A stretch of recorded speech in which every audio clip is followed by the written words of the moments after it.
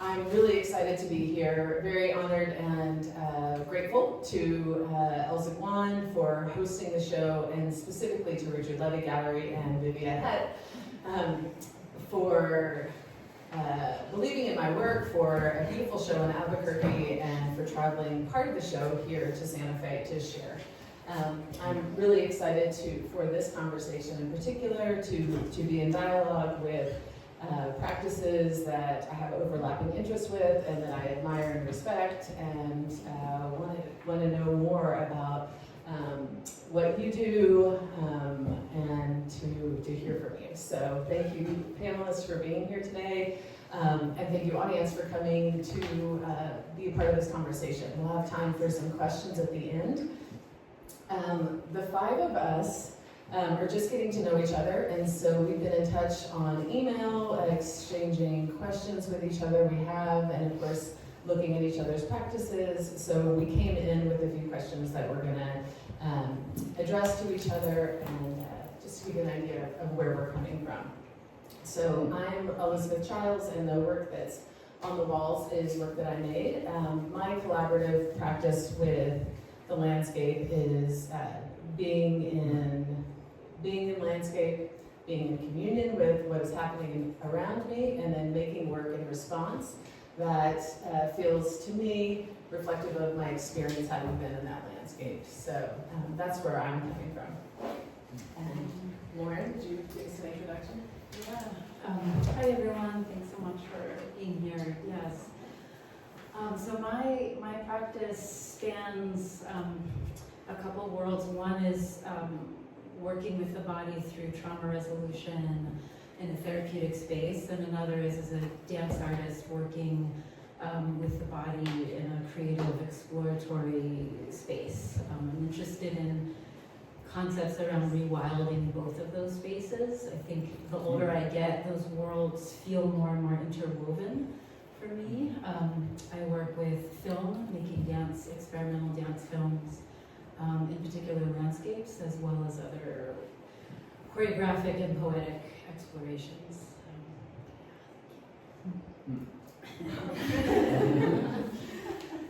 Hello everyone, I am Liz, and I am an intuitive practitioner. It's beautiful to be here with you all. I'm an intuitive practitioner. I also do Reiki. I'm a Reiki master, which is an energy healing space, hands-on energy healing space. And I also do a practice called land listening, which you may have read about in our flyers. And that is an intuitive practice where we drop into the landscapes that we live in, and drop into our intuitive connection to self, and our intuitive connection to the earth, and align with earth so that we can be in dialogue, in conversation, and in deep relationship with this earth, because we all are earth, and earth is us. And so when we align and remember, when we align with that truth, and when we remember that, we honor the oneness of all, and we are all in harmony with each other in this space, us with all of you. So it's beautiful to drop into harmony and dialogue and inquiry and land listening, because we are the land, we are listening to each other as well. So it's good to be here with you. Nice, thanks Liz. I'm Leah Berger, and I'm also a land listener. I'm also an intuitive practitioner, and I'm a little bit of a cultural creative. I do some writing, editing, design work. Part of my intuitive work is also gathering song and sound. So I intuit verbally as well as singing. And also I do some hands-on work as well, relating the body to land, and land as body is part of the land listening practice that we do, engaging with recognizing that earth also holds meridians, energetic channels, that the elements are a part of the Earth's system and body. So those are some of the ways that my work overlaps with land and earth listening. And I also have a background in eco-psychology and expressive arts therapy, so I like to play a lot. I wanted to also mention that, you know, I really feel that our experiences, where we landed, our souls landed into bodies as we came into earth, is important. So I grew up in a place called University City, which is in St. Louis, Missouri. I grew up 10 miles south of Ferguson and 10 miles east of Monsanto headquarters, which is now Bayer. If you know the history of Bayer, it's problematic in its own right. And also probably about 10 miles west of Cahokia Mountains. So over time, those experiences I've realized have truly shaped who I am and how I approach life and my work. So I just wanted to share that as well. Also, my grandfather was born in Russia, Eastern European Jew, and Ashkenazic Jew, and came here and ended up in Burlington, Vermont, and where he grew saguaros in his greenhouse. So I grew up with a lot of flower gardens and vegetable gardens that I would visit every summer. And when he would come visit us, we would go to the Missouri Botanical Gardens, and he would weed while we were walking around. So that's my ancestral lineage connection to land as well. Sorry, I think I haven't been using this mic properly. We're supposed to make Jagger it. I have no idea what that means. Really close. Okay. Good afternoon, everyone. Thank you also for coming. I'm Ruthbeth. I manage the garden here as a master gardener, and this is very much a collaboration between the Historic Santa Fe Foundation, the Santa Fe Extension Master Gardeners, and really the public. And it's a teaching classroom for me because I train young gardeners.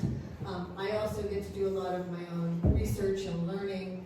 I actually retired from more than 35 years in academia for my sins and decided right away, I want another degree. I wanted to learn something new. And I went into studying to be a master gardener to fulfill what had been my original doctoral passion, which was medicinal plants and healing plants. And this particular garden heals in a very different kind of way, through its beauty, through being in touch with its history, the richness of the cultures, the various cultures that are here, and the cultures that it represents with plants that come from around the world. And it's also an evolving experience, which I might talk about it in a little bit, because we're trying to become more and more sustainable in a garden that was intended to be very elaborate and exotic and Victorian. We're trying to collaborate so it still gives you that feeling of history, that you feel grounded in both the earth and the larger world, but is still in tune with local harmony, that is in tune with local climate and water availability and the kinds of threats that it faces. So it's this kind of interplay of what I want to do, what the garden wants from us, what the community needs from us, and what the foundation needs from us. So we kind of work together. I try to listen to the plants as much as I can. Sometimes they don't talk, and sometimes they do. Love it. Let's give a round of applause to the panelists.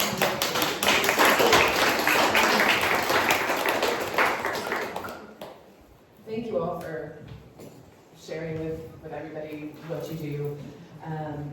So the question I wanted to start with was for Lauren. You mentioned to us that you have a variety of different practices, including a filmmaking practice, making experimental films in the landscape. And I was just remembering that when you and I were on the phone earlier this summer, we were talking about our own practices and ideas that we share, and I think you said something like, how can an experience survive the lens, or or the frame? And I was like, that's it. That's such an important question for me as well. And I wondered if you could just say a little bit more about what you meant when you said that, or how you work with that question in your filmmaking. Mm-hmm. Yeah, thank you. Where to begin? Yeah, I think I'm so interested in this question of fracturing, exile, reconnection, remembrance practices for moderners.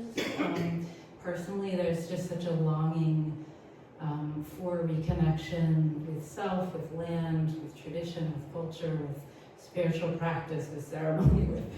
So there's something about returning to the outside space and remembering how to even engage with listening, touching, sensing, feeling through my own body as an organism that's interconnected with all the other organisms within an ecosystem.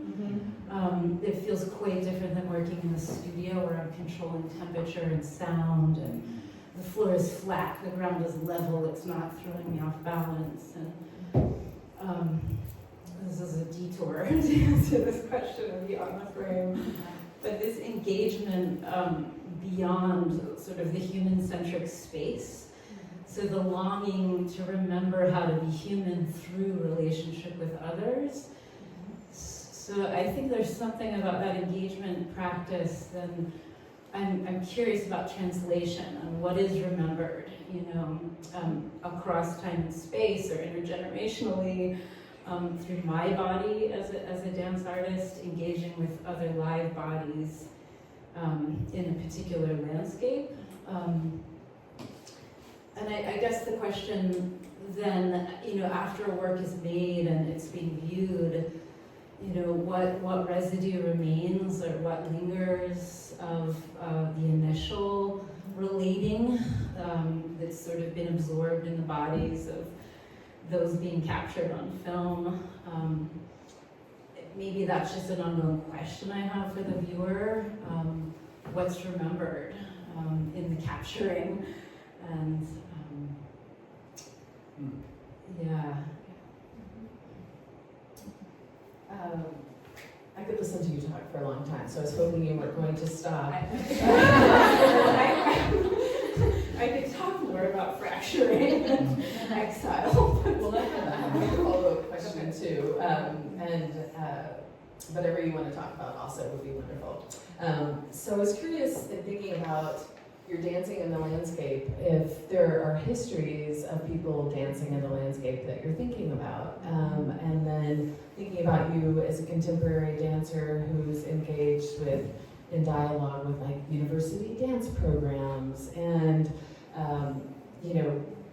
what sells tickets to an audience, and other questions that are about in a way that dance is delivered to folks in sort of an auditorium. That you're in dialogue, of course, with those histories, but then also as you move outside, are you taking those histories outside, or are you drawing from the histories of people who already were working outside, or where do those histories sit in your mind or in your practice? Yeah, I'm interested in. I think there's so many layers that are being transferred to us all the time. So I think some of what's coming through is conscious, or could be researched or explored, and also there's dimensions that are unseen, unconscious, undefined. I did a short piece, decades ago on a bridge in Austin on the east side, and I just felt compelled for the dancers to wear these like vintage wedding dresses, and I was thinking about my own great-grandparents coming from Eastern Europe who had an arranged marriage, and there's just these different themes coming together around agency or lack of agency and confinement and liberation. And at some point rehearsing on the bridge, there was 5 of us dancing, we took a break, it was hot, we had our water, and this guy kind of came through from the neighborhood, and I was like, oh, you're reenacting the legend? And we were like, what legend? You know, I'd been living in this neighborhood for 5 years and hadn't heard any of the elders tell the story of this person who supposedly jumped into the water on her wedding night. And it was just one of those moments of, all right, information is traveling across time and space in ways we can't calculate. We're so much larger than our skins. So that's one moment that comes to mind. Yeah, people in place. Thank you, Lauren. Want to hear more stories. But I have some questions for Liz and Leah as well. Obviously, when you introduced yourselves, you both used the term land listening, and that's a term that I had heard before, and I wonder just kind of generally, has the audience heard the term land listening before? Is that something that feels like, so it's kind of a mixed group, and so with that, I wondered if you could just tell us more. When you introduced yourself, Liz, you did a really nice job, I think, of introducing at least a little bit of what land listening is, but just to kind of start telling us more about that practice, and then any anecdotal things that you have to share that would give us first-person experiences and what it can mean, what it has meant for you guys. And I'm directing the question to both of you, so however you'd like to be in dialogue with each other around it as well would be great. Yeah, I realized in my introduction that I didn't mention my awesome cohort, facilitator, Leah, that we do land listening together and work with people with land listening together. So I want to honor that with you. And I wanted to start the conversation, and then I'll pass it to Leah. I wanted to start actually the conversation about land listening with a quote from a song by a woman. It's a chant or mantra song by a woman named Olivia Fern. And it's a prayer, it's a mantra, and it's ultimately the point and purpose of why we would land listen, why would we sit with the land, and then we can dive into the hows and the conversation. She says in the song, "May you know in your bones that this earth is your home. May you know in your soul that you are worthy and whole. May you know in your bones that this earth is your home. May you know that you belong." And what brought Leah and I to land listening ultimately was a return. We both have deep passion for this earth, and we both have sat with the land pretty much since birth in our childhood. For me, I sat with an apple tree as a child to work through the trauma of my life and my family, and I used to talk to trees. I would sit with trees during college to get through my early 20s, and people would come and sit with me by trees, and they would call me the tree oracle. I would channel what the trees were saying to them, and often the trees would say, "Everything is okay, you are held. The roots of my tree are, the roots of me, this tree, are holding you, and all that you are walking through, you're never alone, you're always held." And so land listening has evolved. I've taught intuition, and I've worked with people with their intuition, and ultimately land listening is being within ourselves, fully embodied within ourselves, and then fully, deeply connected to Earth, wherever we are.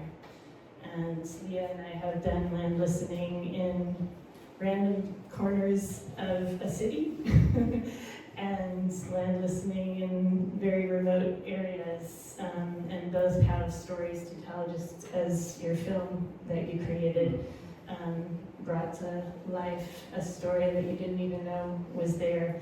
And that's often what comes through for us. We'll hear and know in our conversations with the land a story, and then we find that the history is there that matches that story. So may we know in our bones that this earth is our home, the way to know that, and that we belong. We're so deeply, as a culture, we've become so disconnected to ourselves and so disconnected to our environment and to each other.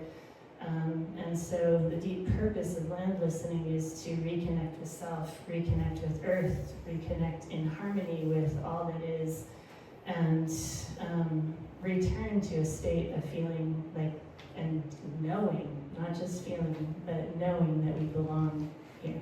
So I'll pass the rest to you. Thank you. I keep hearing, like, just this morning, I just keep hearing it like this: land listening. and I think, exactly, yeah, like some, I don't know, man behind the screen kind of sci-fi thing, but it's not this big unknown thing, right? I mean, we are all land listeners here in this room already, and that is our natural birthright, right? Like, if we are Earth, then we're listening just like we listen to ourselves, and hopefully we listen to ourselves. And also, it's a reconnecting in this very disconnected world with, we are all indigenous to somewhere, and so it's a re-indigenizing kind of practice to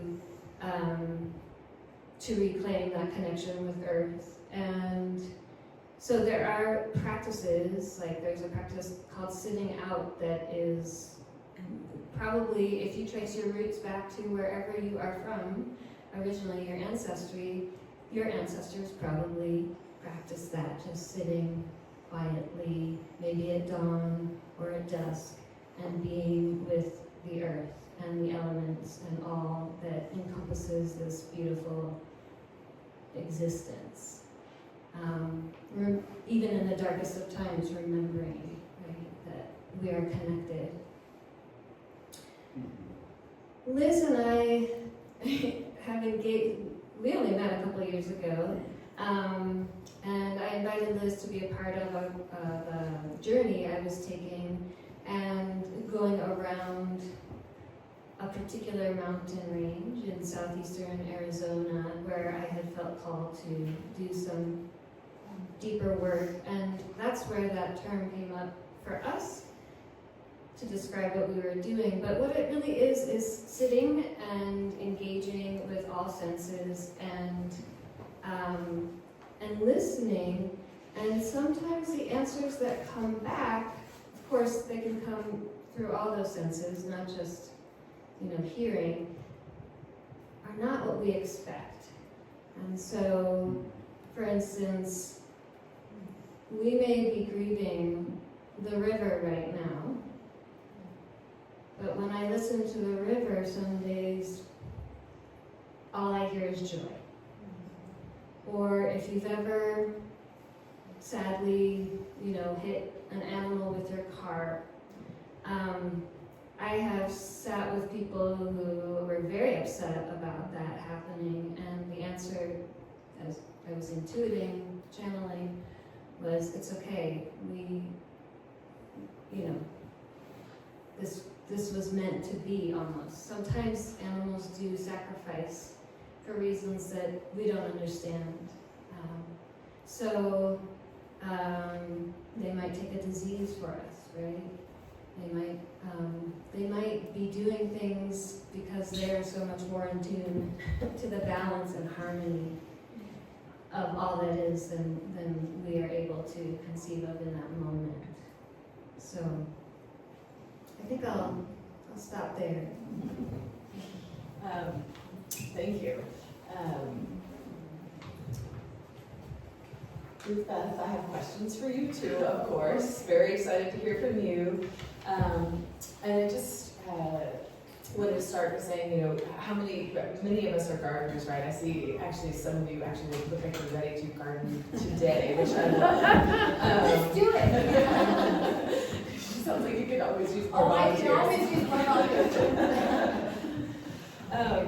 So as a master gardener, I wonder are there things that you're still learning? And also, and you touched on this in your introduction, about how gardening practices are changing, right? We have new awarenesses about how to build a garden in ways that are easier on the ecosystem and that are going to be easier to maintain, and all of those kinds of questions. So I just wondered if you could tell us more about what you touched on about working in a historic garden and bridging that into more contemporary gardening practices. And then maybe that's what you're learning, is how to do that. Anything else you're learning would be so interesting to hear about, because we're a group of gardeners here. Yeah, I will try to keep it brief. Master gardener training is offered by state universities across the country. It's intended to make sure that people do understand plants and sustainable practices. It uses scientific knowledge as well as the practices. I had a semester's worth of coursework through NMSU, and then a semester's worth of practice as an intern, learning about different gardens all across the city. And then I was asked to lead the garden here, which I've been doing for 6 or 7 years now. I learn every day. I mean, every time I walk in that garden, I pick up something new. I know that the plants are trying to tell me what they need. Some of them are very happy. Some of them I have a rather fraught relationship with. They're like, no, I don't like it here. No, I don't like it here either. I want more water. I don't want that much water. So it's this constant conversation.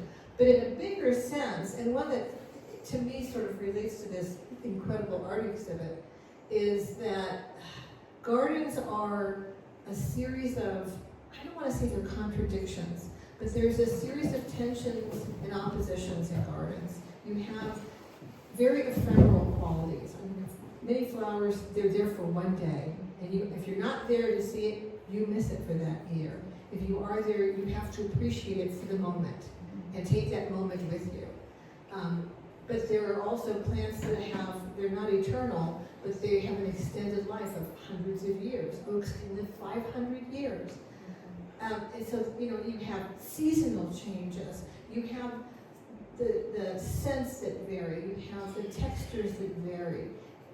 You have the hard and the soft, and the successful and the unsuccessful. And so all of that teaches me to appreciate the plants in the moment.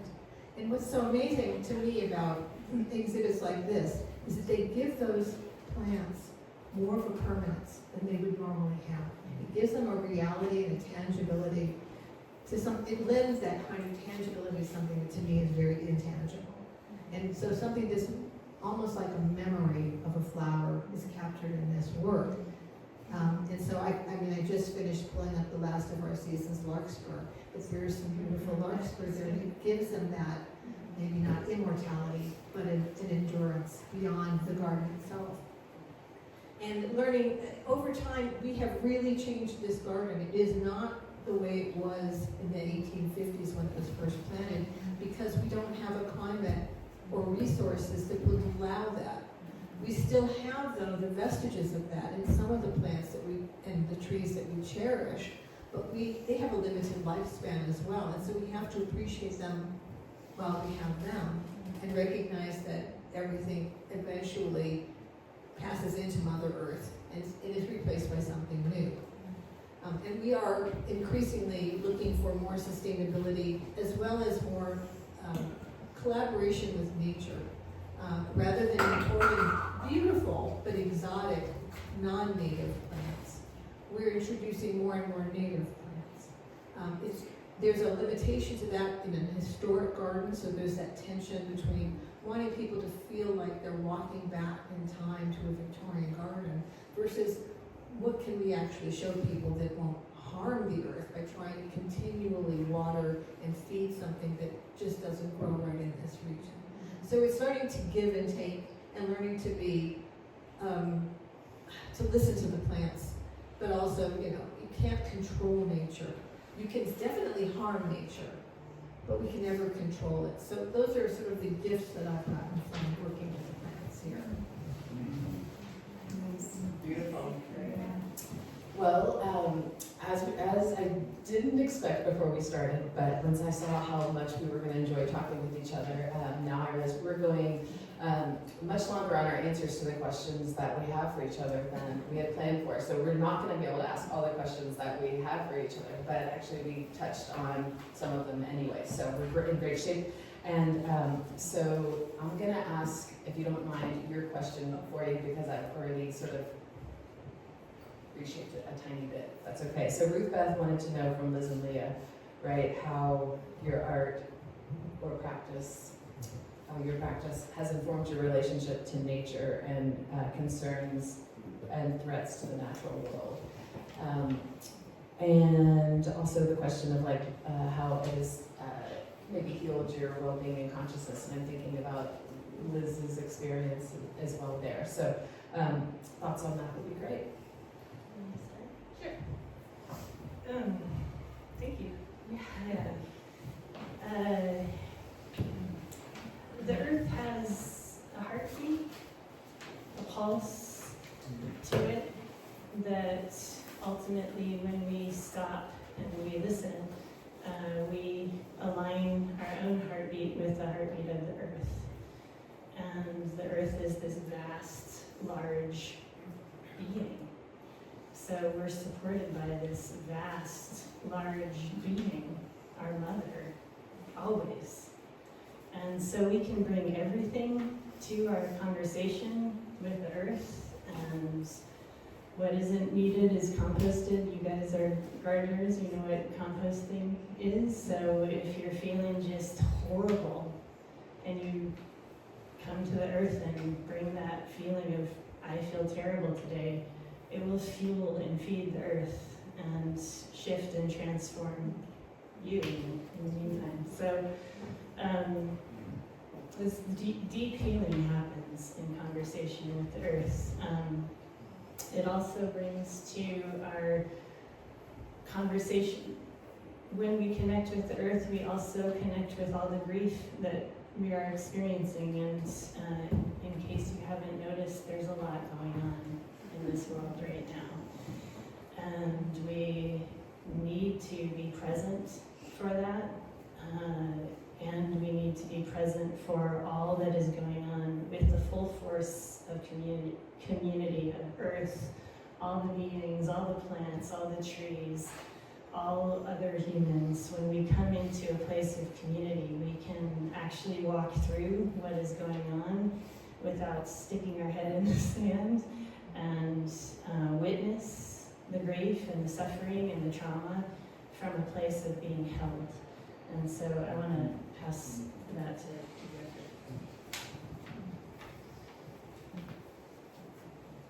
I don't have much more to add to that, I think trust. I've developed a much greater trust that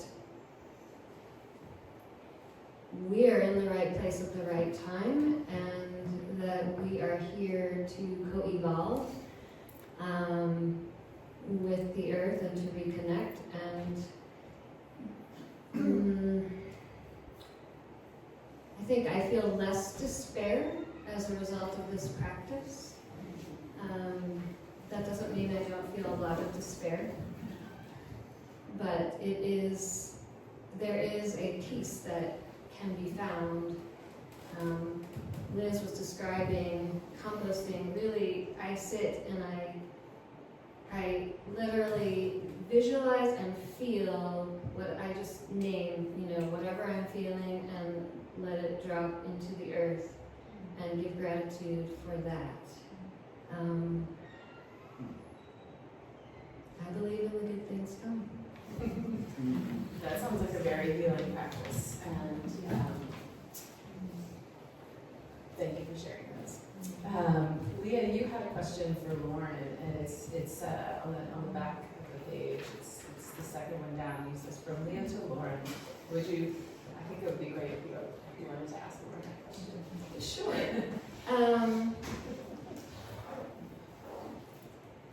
Well, it was a several-part question, and so feel free to answer any of or all of these. How is the body a landscape, and vice versa? And how does movement in an environment like the garden facilitate repair? And I was especially interested, I saw on your website something about interspecies communication. So I wanted to hear more about that.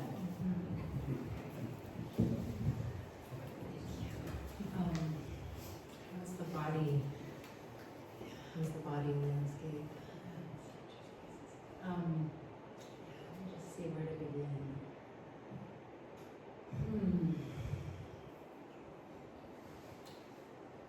Well, in certain ways, movement, again, movement as a birthright, but movement as a practice is, it feels like a forgotten appendage in modern culture sometimes. And so again, this idea of sort of remembrance practice, or a practice that brings us back into something that's ancient and still contemporary, opens up a sort of portal for a different kind of intelligence, or accessing different, I feel like in modern culture there's it's almost like a compression of cogitating, and we're obsessed with measuring and analysis and prefrontal cortex action, and as we kind of shift into sensing and feeling, time shifts. As we come into relating from the inside rather than through abstraction, we have direct knowing. And gesture and shape and movement emerges with different information than information that's coming through cogitating. Not that we need cogitating and analysis, not at the expense of all the other intelligences, the intelligence of liver and the intelligence of spinal cord. And, so for me, it just feels like, oh, thank God. Like I'm back in this other sensing, feeling space of discovery and of the unknown. I think we share that as creatives and artists, this practice that inherently holds curiosity of exploration of emergent knowing, or emergent information elements that come into being. And so maybe the body is the most elemental way to explore. Finish there. It feels to me, I feel a relief like listening to you talk about that even, and seeing you move like that, because I totally agree. And it just feels very, very good to be in dialogue about that, and to see you experiencing that and have words for it. So thanks, that was great. Y'all had some questions for me too, and maybe if you wanted to ask me one of the questions, that would be good, and then we're going to have some questions from the audience. I would love to ask you a question. Oh, sure. So, as I drop into landscape, I'm just going to read it so I don't ramble. Sure. As I drop into landscapes and allow them to speak to me through our practice of listening, as we've talked about, I often bring my camera. It helps me to be with the land and see what's talking to me and what's speaking to me, and it helps me to engage in the story of what I'm witnessing. And I feel there's so much story in your work.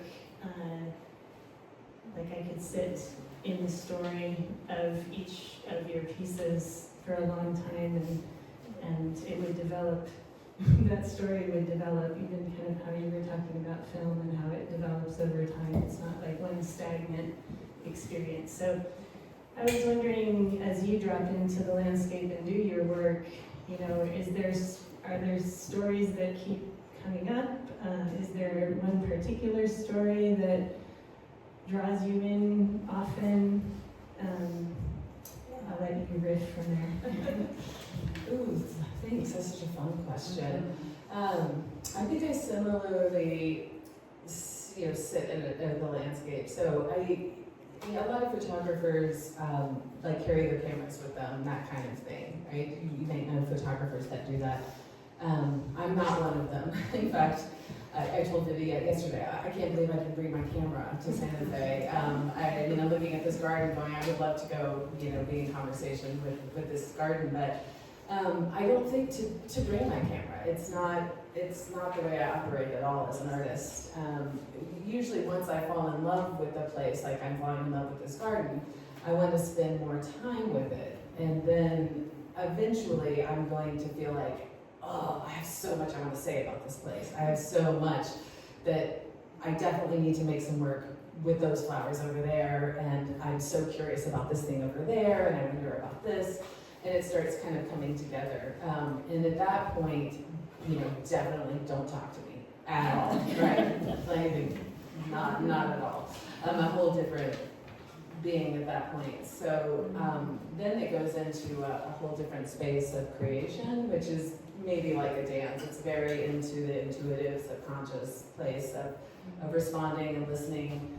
And like when I'm asked about how I make the work, I get this answer, which I'm always happy to share these very fundamental things about there's a cloth and the landscape, and this is where these plants are, or that kind of question. But it doesn't really touch actually at all on how the work is made, because how the work is made is even a mystery to me, if that makes sense. It's like, and then I make all these pictures, and then I take them back in the studio, and I'm looking at all these pictures, and then they start coming together. Like this goes with this, and this goes with this, and this is the thing, and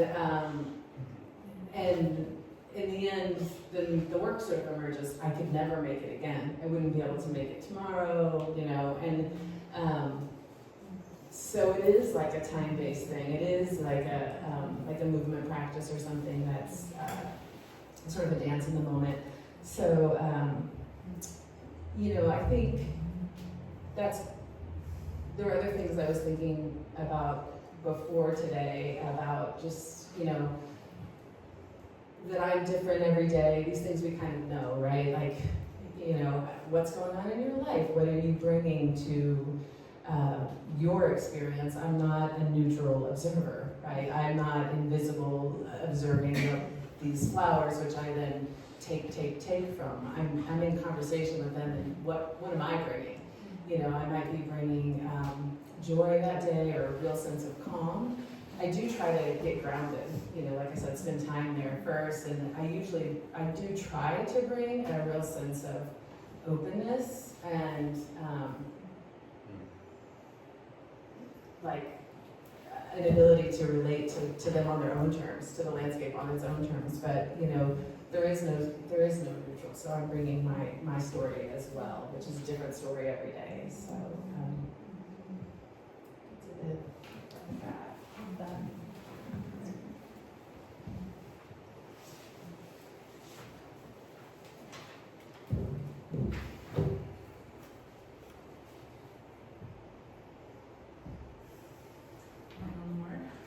I think we have time for one more question. Yeah. I wonder if there's one from the audience. We have time for audience questions too. Yeah. Yeah, that would be interesting. Yeah. Okay. Just gonna read this one too. How does an intimacy with, or the perception of mystery, or however you define the spiritual or mystical, support particular kinds of care, reciprocity within yourself and within the relationship to the larger landscape or earthly realm? Right. I was thinking about my childhood when thinking about this question of connecting with land and spirituality. And like Mary Oliver said, that you experience life once in childhood, and the rest of it's you're working from memory. And I think that's one reason why it's so important for children to experience like a lot of free time outside, where they're sitting under a tree, or just playing in the dirt, and very simple things. Because I think these big, profound lessons that we're talking about come when you're in a very subconscious mind, in very simple and playful ways. And my first experiences of deep curiosity, and kind of maybe even awakening my consciousness in some way, were in childhood, and just free time in the backyard, like a suburban backyard in Houston, Texas, and seeing like small things like the milk inside of a weed, like coming out of it and being like, what is this organ? Like, what is this? Living material is so weird, and exciting. And then, like at the age of 11, going to summer camp and experiencing like sunset, that I was just like, wow, the visible world is such a fraction of like all these other things going on, and I just knew that, at 11. So, you can't teach somebody that in the classroom, and just being outside and having experience with like the glory of this world, and has made me curious, and is where this work comes from. It comes from those like untrained moments in childhood, and certainly makes me want to protect it. And I think that's a great way to get children to learn to protect things, not by teaching them necessarily about global warming, which they can also learn about. But it's hard to hear my 9-year-old so concerned every single day about global warming. She's constantly saying things about, and it's not really coming from us, not in any direct way. And I really think that our kids are going to want to care for the earth if we just let them like play and enjoy it and celebrate it, and we teach them how magical and wonderful it is. And then, as a sideline, mention that the planet's warming up, and we can make good choices, but that just keeping the joy there, because the planet is such a beautiful gift, I think. So. Thank you for being on this panel, and for these great questions, and for sharing your expertise. So fun to hear all of your ideas. And we have about 10 minutes for some questions now. So if you have something you want to ask anyone, or share, just like, this reminded me of this poet, or you should read this thing, we can all just be in conversation for a few minutes. Thanks. Yeah, sure. I've been thinking about, we've been talking about earth listening. And the way I hear you speak of that, it's us listening to the earth. Earth listening. What about earth listening? Have you thought about, or could you say something about, the earth listening to us? But I have something else to say. What you have made me think about is the tensions in a garden that I don't even see. The fact that this plant is there because it's in the right spot, it's getting the right amount of light, it's being fed, the earth is the right kind of acidity, it's not under a salt thing, the sunflower roots aren't poisoning it. And I said me accidentally, but I've been thinking about me finding the right spot in the garden. Where is my spot in which I thrive and live and belong fully? I'm still looking for for that spot. And maybe we are all on that journey too, looking for that spot in the garden where we can thrive. And it's just an interesting concept for me, and that's where I am. Thank you so much for sharing where you are there, because I think you can hear everybody going, oh, yeah, yeah. And it seemed almost like you, for me, those two questions kind of tie back to each other, because when, like maybe if you're speaking to the land, right, saying like, you know, show me where I belong, or show me what this is, that when we speak, we shall find, you know. And so I think putting that question to the land is an interesting prospect as well. But I want the land listeners, these four people, to really answer some of those questions. If anybody has something to say on that, would be great. Absolutely. It's a reciprocal relationship in my experience, and I can only speak from that.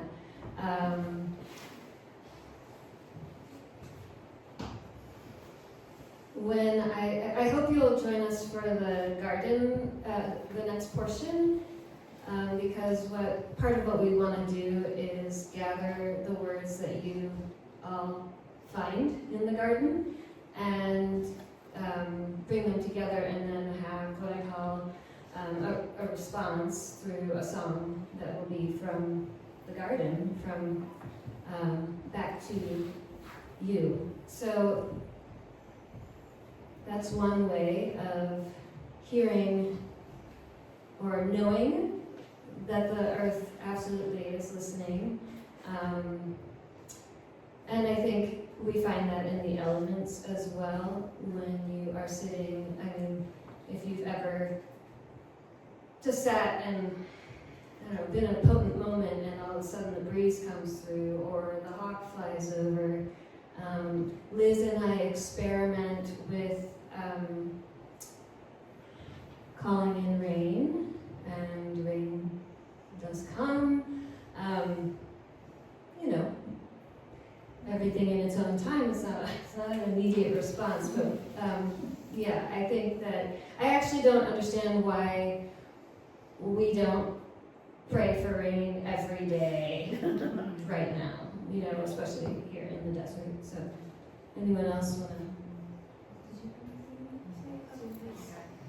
The only comment I can say to you is to make yourself open to the changing nature of gardens too. You may find that there's more than one spot that you feel at home, or more than one that you resist. And I mean, in taking care of this garden, I feel like a bad mother because I end up spending an inordinate amount of time with the naughty children out there, weeding them and trying to. Why don't you behave? And sometimes I realize I stop myself and I realize this is a beautiful spot and I'm not even noticing it. And I do need to stop, take a breath, and enjoy the moment of being in all of the garden, but you know, the parts that give me pleasure. And that's going to change. It changes seasonally. It changes as we age.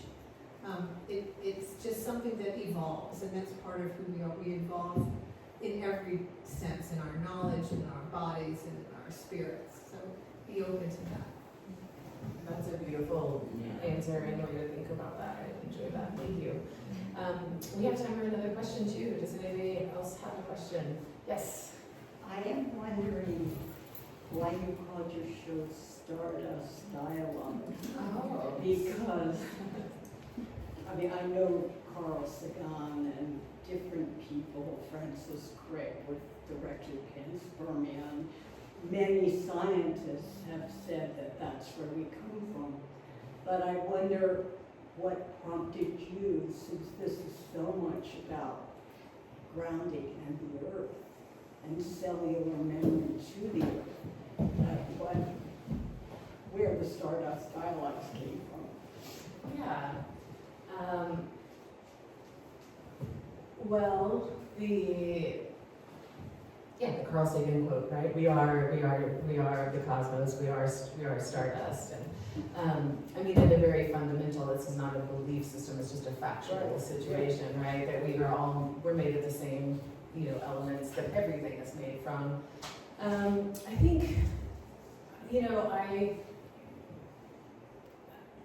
I'm interested in communicating this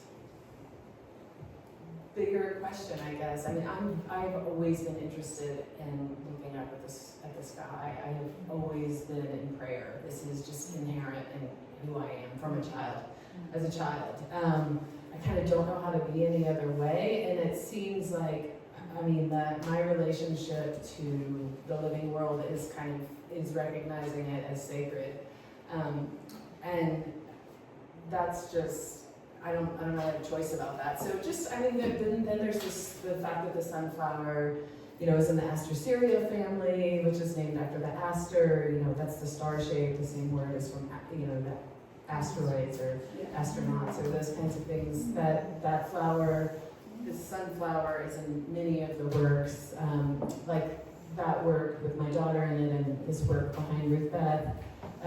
The title of those works are Stardust Dialogues, say number 1, number 2, number 3. There's a whole series of the works that are Stardust Dialogues. All of those have the sunflower really, really prominent. This is a Stardust Dialogue as well. So they have that star shape front and center. I'm using, of course, the sunflower as looks like a stand-in for the sun here and there, and in all the small works from that series. And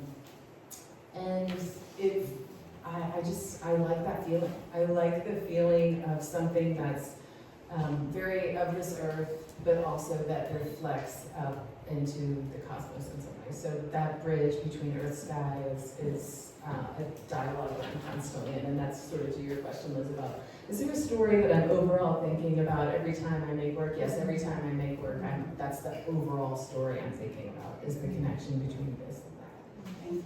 Yeah.